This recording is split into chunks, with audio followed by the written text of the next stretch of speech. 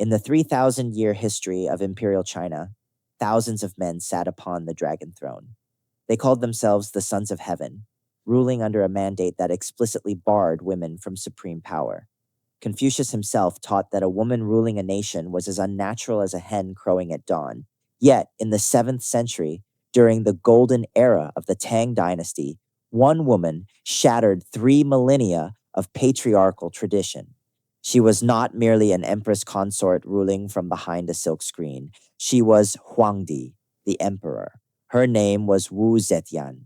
Born in 624 CE in Wenshui to a wealthy timber merchant family of noble lineage, Wu Zhao, as she was originally named, was far from a conventional noblewoman. Her father, Wu Shihuo, was a trusted ally of the founding Tang Emperor Gaozu. Recognizing her fierce intellect, he did something extraordinary for the period. He encouraged her to read the classics, study history, and master politics alongside writing and music. By age 14, her legendary beauty and sharp wit caught the attention of the imperial court. She was summoned to the forbidden city of Chang'an to serve as a low-ranking concubine, a Kairan or talented lady, to the aging Emperor Taizong. Legend recorded in the New Book of Tang tells of a famous astrologer named Yuan Tiangong, who looked upon the infant Wu Zhao dressed in boy's clothing and gasped, "If this child were a girl, she would one day become the master of the world." The prophecy was about to begin.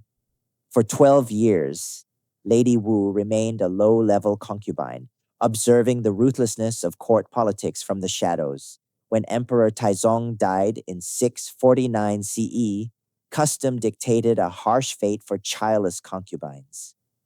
Wu Zhao was banished to Ganye Monastery, her hair shaved, condemned to spend the rest of her days as a Buddhist nun. For most women, this was the end. For Wu Zhao, it was merely a temporary retreat. During her years in Taizong's court, she had quietly formed a dangerous, clandestine connection with Taizong's son and successor, the young, gentle Emperor Gaozong. Within the imperial palace, a fierce struggle was raging. Emperor Gaozong's wife, Empress Wang, was locked in a bitter feud with the emperor's favorite concubine, Consort Xiao.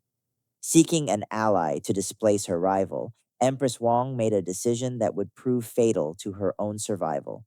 She arranged for Wu Zhao to be recalled from the monastery back to the palace. It was a catastrophic miscalculation. Wu Zhao returned to court not as a humble servant, but as a political mastermind. She quickly won Emperor Gaozong's devotion and bore him sons and a daughter. Then came the darkest turning point in Chinese court history.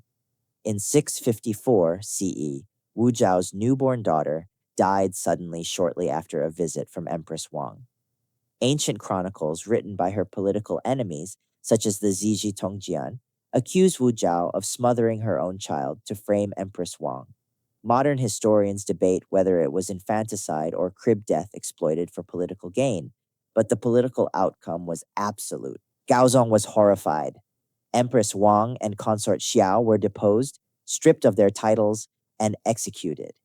In 655 CE, despite fierce opposition from the conservative Confucian scholar officials, Wu Zhao was officially elevated to Empress Consort of the Tang dynasty. Empress Wu had reached the pinnacle of female power in China, but she was far from finished. Emperor Gaozong was chronically ill, suffering from severe headaches and failing eyesight, a condition modern historians suspect was stroke or hypertension. Realizing her husband's frailty, Empress Wu stepped into the void. She sat on a throne placed directly behind the emperor, separated only by a translucent yellow silk screen. While Gaozong nodded, Empress Wu made the decisions. Court officials called them the Two Sages, Ersheng. Wu Zetian understood that power required ruthless maintenance. To protect her position, she systematically eliminated her political enemies. The old aristocratic clans who dominated the Tang court were purged, exiled, or forced into suicide. When her own eldest son, Crown Prince Li Hong, opposed her political ruthlessness, he died unexpectedly, likely poisoned. When her second son, Li Xian, showed signs of independence, she had him exiled on charges of treason. By the time Emperor Gaozong died in 683 CE, Empress Wu held the empire in an iron grip. She briefly placed her third son, Zhongzong, on the throne. But when he dared to display independence by attempting to grant power to his wife's family, Empress Wu marched into the throne room, stripped him of his title in under 2 months, and banished him. She installed her youngest, submissive son, Ruizong, as a puppet emperor, confining him to the inner palace while she ruled openly as regent. The silk screen was removed. Empress Wu was now ruling in plain sight. In 690 CE, Empress Wu accomplished what no woman before or after her had ever dared. She forced her son to abdicate, formally dissolved the Tang dynasty, and proclaimed the establishment of her own line, the Zhou dynasty. At 66 years old, she declared herself Shengshen Huangdi, the sacred and divine emperor. She was no longer just the wife or mother of an emperor. She was the emperor. To legitimize her unprecedented rule in a Confucian society, Wu Zetian turned to religion and ideology. She commissioned the translation of the Dayun Jing, the Great Cloud Sutra, a Buddhist text that prophesied the reincarnation of the Buddha Maitreya as a female monarch who would bring peace and prosperity to the world. She elevated Buddhism above Taoism as the state religion, building monumental stone statues at the Longmen Grottos, with a giant Vairocana Buddha carved, according to legend, in her own likeness.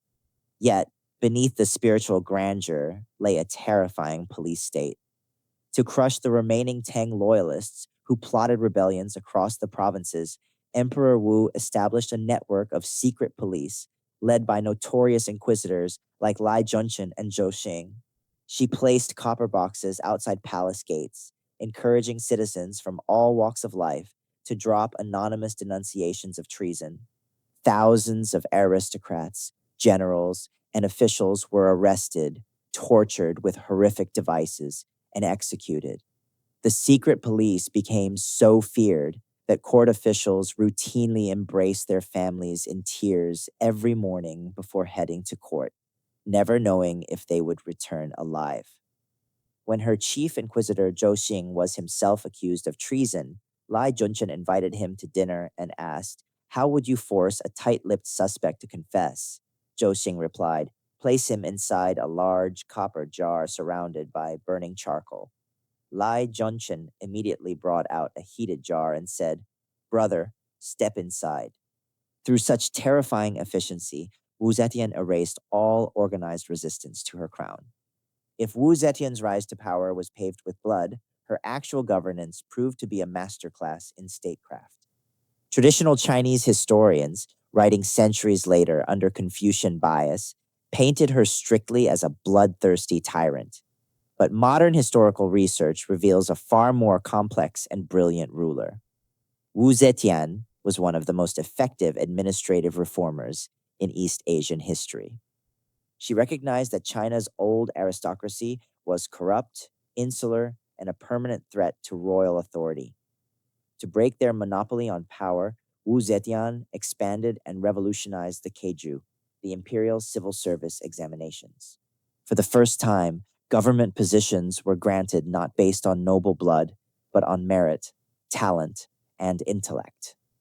She opened the exams to commoners, personally interviewing candidates on the palace grounds. She even instituted military examinations to recruit talented generals from humble backgrounds. This created a new class of fiercely loyal, highly educated bureaucrats who replaced the ancient warlord families. In economic policy, Wu Zetian was remarkably progressive. She reduced taxes on peasantry, cut military spending, and released agricultural manuals to improve crop yields.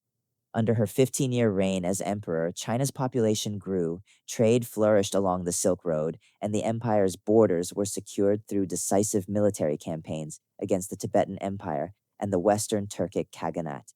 She elevated the status of women across China, extending the official mourning period for mothers to match that of fathers, and commissioning biographies of virtuous and powerful women in history. As Emperor Wu reached her late 70s and 80s, the inevitable weight of age began to erode her legendary grip on power. In her final years, she fell under the influence of two young, flamboyant brothers, the Zhang brothers, Zhang Yizhi and Zhang Changzong. Serving as her favored courtiers and musicians, the brothers abused their proximity to the aging emperor, engaging in widespread corruption and alienating the court ministers. In 705 CE, at 81 years of age, Emperor Wu lay bedridden in the Palace of Heavenly Purity. A coalition of senior ministers and military generals, led by her prime minister Zhang Jianji, executed the Zhang brothers and surrounded the emperor's bedchamber. They presented her with an ultimatum: abdicate in favor of her exiled son, Prince Li Xian, and restore the Tang dynasty. Frail and defeated, Wu Zetian agreed. The Zhou dynasty was dissolved. The Tang dynasty was reborn. Months later, on December 16th, 705 CE, Wu Zetian passed away peacefully at the age of 81. In her final decree, she requested to be buried not as an emperor, but as an Empress Consort, alongside her late husband, Emperor Gaozong, in the Qianling Mausoleum near Xi'an. Outside her grand tomb stands the famous Wu Zibei, the unmarked stela. Unlike every other Chinese emperor whose tombstone is carved with grandiose lists of achievements, Wu Zetian's massive, 6-meter-tall stone monument stands completely blank. History records that before her death, she commanded that no inscription be carved upon her tomb.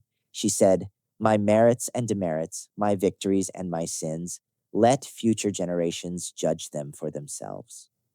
For over 1,000 years, traditional male historians vilified Wu Zetian.